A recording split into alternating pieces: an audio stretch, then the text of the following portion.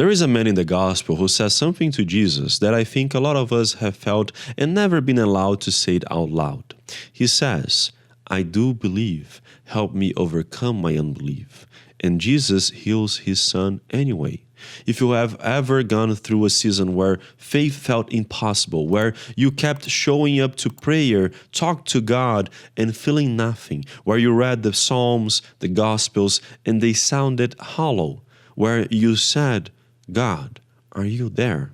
and heard silence, this message is for you. Because somewhere along the way, many of us picked up a belief that doubt is the opposite of faith, that uncertainty is a form of spiritual failure, that if we're not sure, we're not close enough to God. And that belief has done enormous damage. It has sent people away from God at exactly the moment they needed to run toward Him. Today, I want to show you something from the gospel that I believe will change how you understand your own doubt.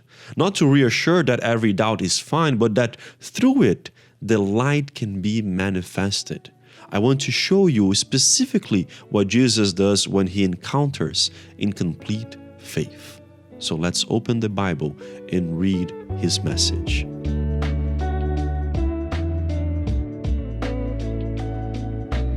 In the Gospel of Jesus according to Mark chapter 9, we find the passage, Jesus heals a boy possessed by an impure spirit. And we will be reading starting from verse 17, when we see here that a man in the crowd answered Christ's question, says, "Teacher, I brought you my son, who is possessed by a spirit that has robbed him of speech. Whenever it sees him, it throws him to the ground. He foams at the mouth, gnashes his teeth, and becomes rigid.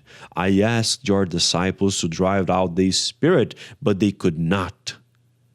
Jesus then replied, "You unbelieving generation, how long shall I stay with you? How long shall I put up with you? Bring the boy to me." So they brought him. When the spirit saw Jesus, it immediately threw the boy into a convulsion. He fell to the ground and rolled around, foaming at the mouth. Jesus asked the boy's father, "How long has he been like this?" "From childhood," he answered. "It has often thrown him into fire or water to kill him. But if you can do anything, take pity on us and help us." "If you can?" said Jesus. "Everything is possible for one who believes." Immediately the boy's father exclaimed, "I do believe. Help me overcome my unbelief." Now, did you hear that? What he just said? "I do believe. Help me overcome my unbelief." That is not a declaration of faith. That is a prayer born of the tension between what this man hopes is true and what his experience tells him. His son has been suffering since childhood. The disciples had already failed, and now Jesus is asking him if he believes. He doesn't say yes, he doesn't say no, he says both at once, and he asks Jesus to close the gap, to fill the void, the silence in his soul and heart. And Jesus heals the boy. I want you to notice what Jesus does not do here. He does not say, "Come back when you have more faith." He does not say, "Your doubt disqualifies you." He does not ask the man to resolve his internal contradiction before healing can proceed. He heals the boy. The prayer, "I do believe, help me overcome my unbelief," is enough. Not because doubt doesn't matter, but because it is an honest prayer. It is a prayer that runs toward Jesus with everything the man actually has, including the gap between what he knows and what he feels. Brother Zarur used to teach that when you enter silence, you hear God's voice. This is an interesting image because it challenges us to think that it is in the space, the gap we allow, that then God enters our lives, that then God manifests Himself. Now I want to take you somewhere else in Scripture, because this is not the first time we have encountered this kind of prayer. There is a psalm, the 22nd psalm, that begins with words you may know from a very different context. My God, for what have you forsaken me? Right in the first verse. This is the prayer of seclusion. It is a prayer that names the experience of absence. The writer is not doubting from comfort. He is crying out from a place where God feels entirely gone. But is he truly? In his final hours on the cross, the Divine Master quotes this psalm, right in his Gospel according to Matthew chapter 27, verse 46. He uses the words of Psalm 22 to name what he is experiencing. The incarnate Son of God, in the moment of his deepest suffering, gives voice to the prayer, "For what have you forsaken me?" If that prayer was available to him, it is also available to you. Think about what happens in deep winter, in a cold climate. A tree goes dormant, the leaves fall, the branches are bare. From the outside, it looks like the tree has died. If you didn't know better, you might assume it was gone. But the roots are still in the ground. The tree is not consuming what it consumed in summer. Its metabolism has slowed almost to nothing, and yet it is alive. Not less alive, just alive differently.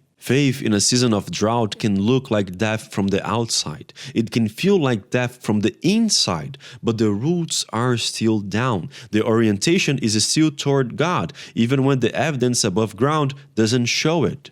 What the man in Mark chapter 9 shows us is that coming to Jesus with half a faith, with a faith full of holes and contradictions, is still coming to Jesus. It is still moving in the right direction. And the Divine Master meets us in that movement. Brother Paivaneto has taught us what he calls accomplishing faith, a faith that is not merely believed, but lived, not merely stated, but practiced. This kind of faith is not the absence of doubt.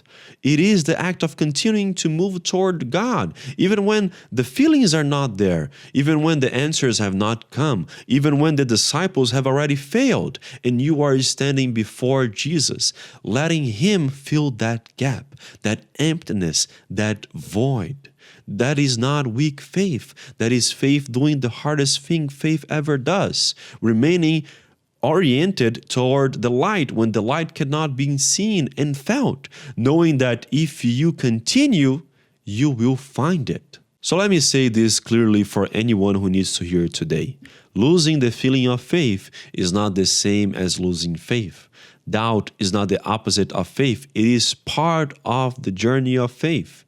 The man in Mark chapter 9, the father in Mark chapter 9, did not have certainty. He had honesty, and Jesus worked with that. The psalm does not end with, my God, for what have you forsaken me?"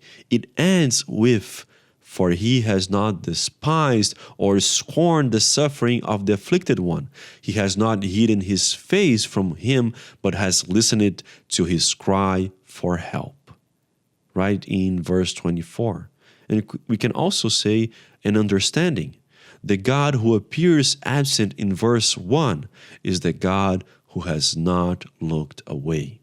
Whatever you are today in your faith, whatever season you are in, whether you are standing in summer or deep in winter, I want to leave you with the prayer of the Father in Mark chapter 9. Because if it was enough then, it is also enough now. I do believe. Help me overcome my unbelief. Bring that honest to him. Bring that to him. All of it, the certainty and the gap. Jesus has healed people with far less than you might think you have. Believe that he and God are present and they are listening. May the peace of God be upon you today and always.